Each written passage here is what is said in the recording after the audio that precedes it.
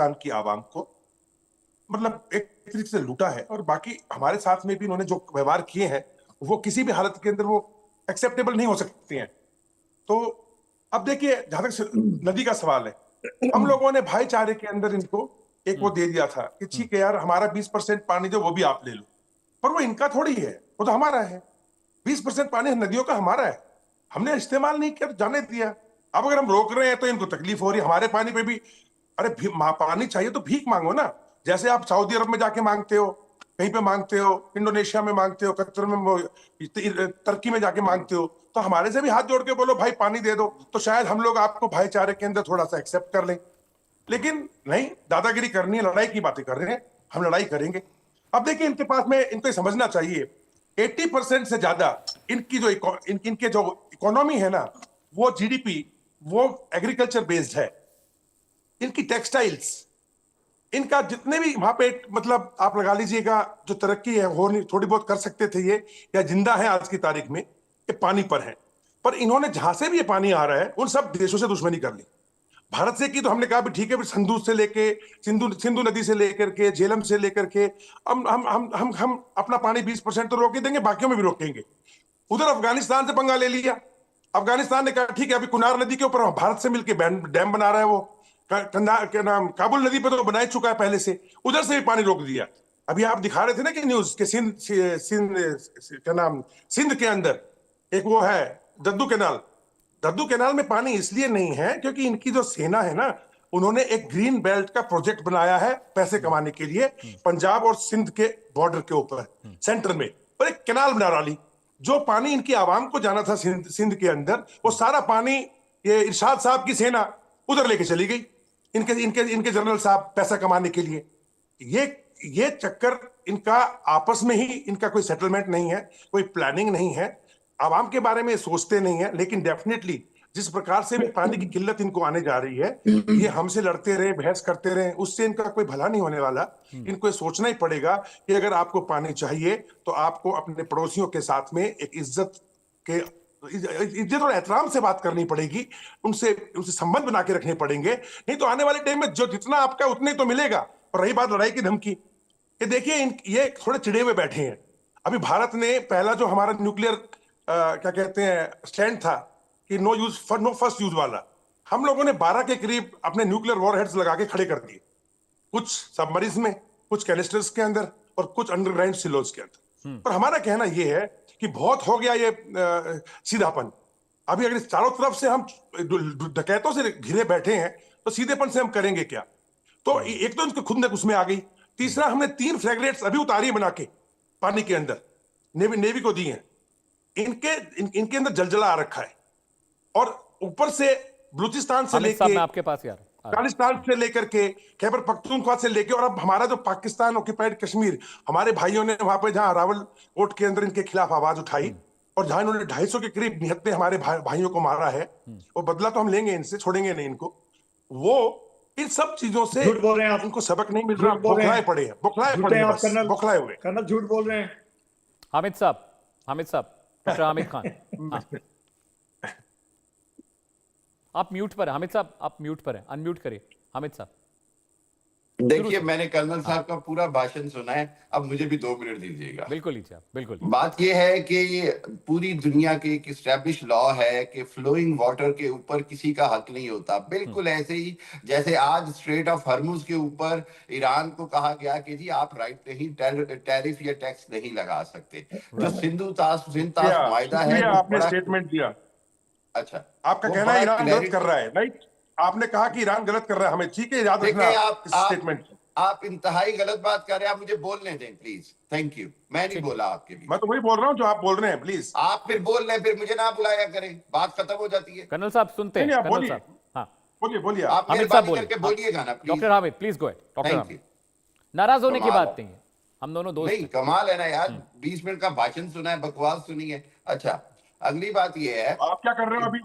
तमीज से बात करो, हमें पाकिस्तानी टीवी नहीं है, पाकिस्तानी टीवी, तमीज से बात करो। हामिद साहब कोई बकवास नहीं कर रहा है, सब अपनी अपनी राय शुमारी के लिए आए हैं, प्लीज गो अहेड। अब आप मेरी राय सुन लें। अब आप मेरी राय सुन लें। जी जी। अच्छा जी, बात यह है कि पाकिस्तान का बड़ा क्लियर स्टांस है कि किसी भी हालत में अगर कोई समझता है कि इंटरनेशनल लॉ और एग्रीमेंट की वायलेशन करके और वो बच जाएगा, तो हमने जो हाल आपका अभी आपके नाम नेहाद ऑपरेशन सिंदूर में जो इंडिया को तबाह किया, S-400 से लेके राफेल गिराए, जो हमने नहीं पूरी दुनिया कह रही है, उसके बाद जो कुछ आपके साथ हुआ उससे बदतर होगा। आपने जो न्यूक्लियर अपने लॉन्च किए हैं अपने एसेट्स के साथ, तो वो पाकिस्तान से डर के किए। आपको पता है कि पाकिस्तान ने जो आपका हाल किया है, शायद वाकई आपको न्यूक्लियर चलाने का मौका भी ना मिले, क्योंकि हमने मोमिन आपके साहब, साथ आप बड़ा बुरा इत्तेफाक किया। रखते हैं ख्वाजा साहब के बयान से? आप इत्तेफाक रखते हैं? आपको लगता है वो बयान बिल्कुल सही है?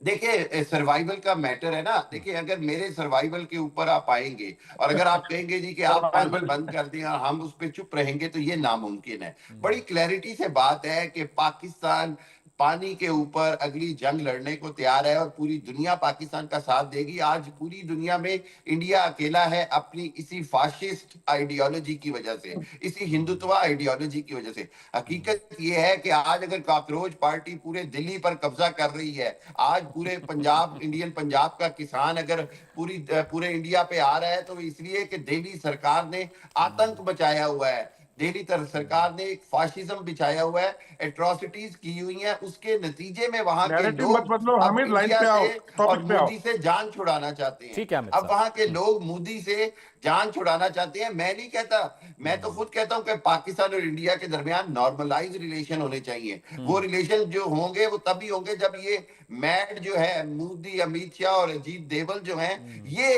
इक्तदार से अलहदा होंगे। अब इनके होते हुए कुछ अच्छा होने की उम्मीद नहीं है। ठीक है। इसलिए पाकिस्तान ने बड़ा क्लियरिटी से बयान दिया कि अगर हम पे कोई भी पानी के हवाले से बात की जाएगी तो हम इंडिया को तबाह बर्बाद कर देंगे, चलिए, क्योंकि ठीक है। अगर हम नहीं रहेंगे तो इंडिया नहीं रहेगा। हामिद ये खान साहब, पक्की चलिए, बात। मैं बस ये जानना चाह रहा था कि ख्वाजा आसिफ के बयान को आप डिट्टो करते कि नहीं? बिल्कुल आपने कर ठीक दिया? बयान है, मैं बिल्कुल बरवक्त है। और फील्ड ठीक है। मार्शल साहब ने इरशाद इससे साहब, मैं ज्यादा आपके बात पास आ की रहा है। हूं, उससे पहले आसिम प्रोफेसर मुनीर दीप्ति साहब मेरे ने साथ है। इससे बढ़ के कहा कि ठीक हम है। किसी भी हालत में इंडिया को नहीं रहने देंगे ऑन दिस ओके। प्लेनेट अगर हमारे पे पाबंदी लगाएगा, अगर चलिए, हमारा ठीक है, पानी रोके। ठीक है, ठीक है।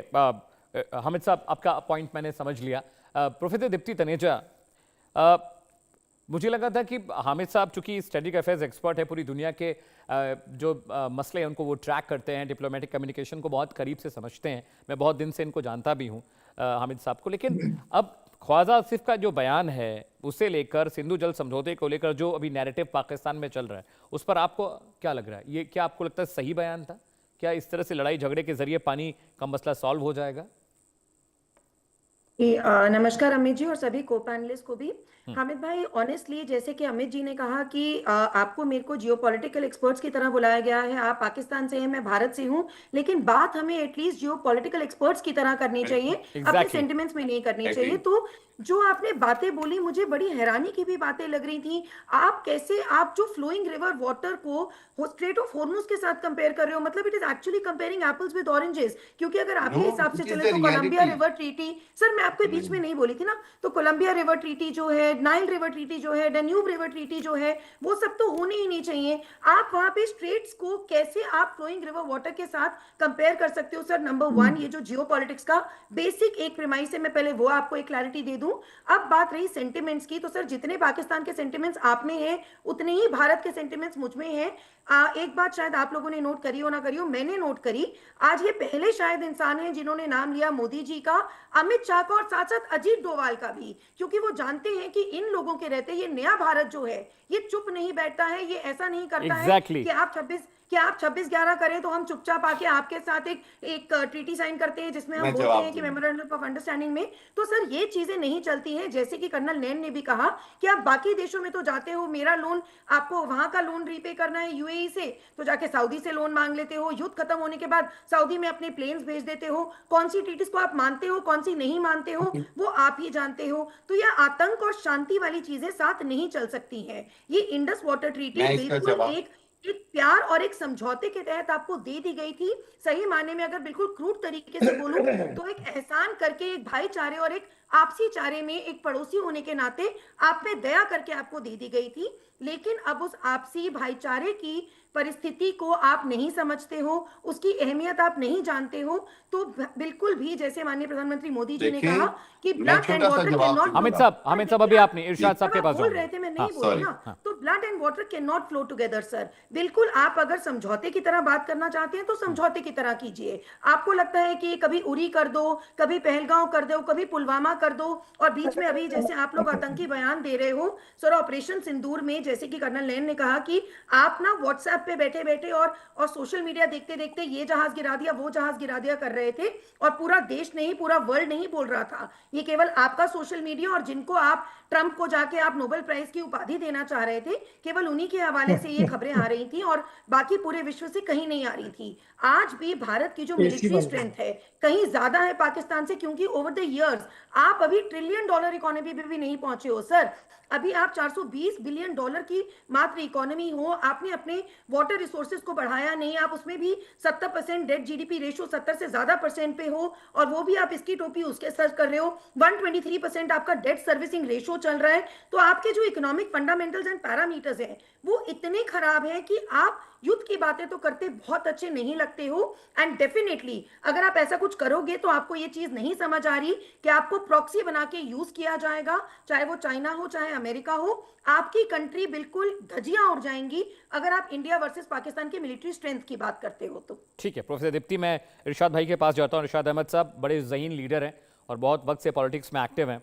इरशाद भाई, मैं आपसे समझना चाह रहा हूँ, आप तो नेता हैं, एक नेता हमेशा शांति के रास्ते को अख्तियार करता है। दीप्ति ने जो प्रोफेसर दीप्ति ने डेटा बताया वो फैक्चुअल डेटा है। इकोनॉमिक कंडीशन ठीक नहीं है बलूचिस्तान में, आपके वहाँ पर बलूचिस्तान वाले मोर्चे पे भी वहाँ भी बहुत रकस चल रहा है। तहरीक तालिबान अफगानिस्तान वाले एंगल पे भी पाकिस्तान परेशान है।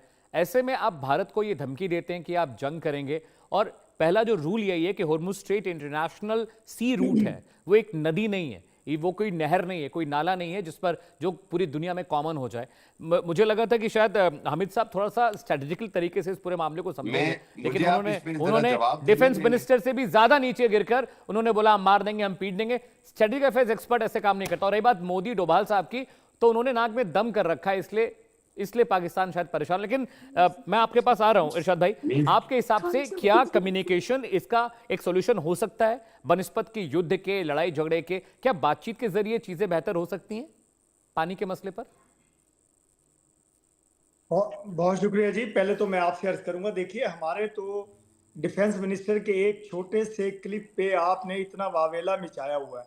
आप ये देखिए कि आप किस किस्म की दहशतगर्दी की बातें करते हैं। कभी आप आबी दहशतगर्दी की बातें करते हैं, कल भी मैंने आपके प्रोग्राम में कहा था। कभी आप पुलवामा की दहशतगर्दी करवा के पाकिस्तान पे इल्जाम लगाते हैं, कभी आप सिंदूर करने की कोशिश करते हैं, मार खा के भागते हैं और दहशतगर्दी का फिर ब्लेम पाकिस्तान पे देते हैं। देखिए हम कभी भी आपसे युद्ध नहीं चाहते। हमारे तमाम जनता, हमारी तमाम फोर्सेस कभी भी जंग, हाँ जब आप मैली आंख से मेरी सरहद की तरफ देखते हैं तो फिर हम सबक सिखाना जानते हैं, और हमने सबक सिखाया भी आप लोगों को। देखिए आप बात करते हैं कि आप हमारा पानी रोक लेंगे, खुदा की कसम किसी का बाप भी हमारा पानी नहीं रोक सकता, कभी रोक ही नहीं सकेंगे। अभी सिंदूर के बाद आपने पानी रोकने की कोशिश की, कल भी मैंने आपके प्रोग्राम में कहा कि आपके मुल्क के डैम टूटने लगे थे, आपके मुल्क में दिल्ली तक पानी पहुंच गया था, तो डर के खौफजदा होकर के आप लोगों को मजबूरन पानी खोलना पड़ा। एक दहशतगर्दी ये की आपने कि बगैर इतला किए पानी को छोड़ दिया। आपकी कोशिश ये थी कि लोग नहरों के नजदीक, दरियाओं के नजदीक होते हैं, वो मरेंगे पाकिस्तान में खुदा ना खास्ता। लेकिन चूंकि हमारी फोर्सेस अलर्ट थी, हमारे तमाम महकमे अलर्ट थे, तो हमने एक हंगामी बुनियाद पे लोगों को बताया हुआ था कि हिंदुस्तान कोई भी दहशतगर्दी कर सकता है, कुछ भी दहशतगर्दी करवा सकता है। तो हमने उस बिना पे तो ये सब कुछ किया। लेकिन मैं ये आपको अर्ज करता हूं कि खुदारा इन बातों से बाज आ जाएगी। जो गिदड़ भभकी की बात आप करते हैं, गिदड़ भभकी आप देते हैं हमें हर रोज,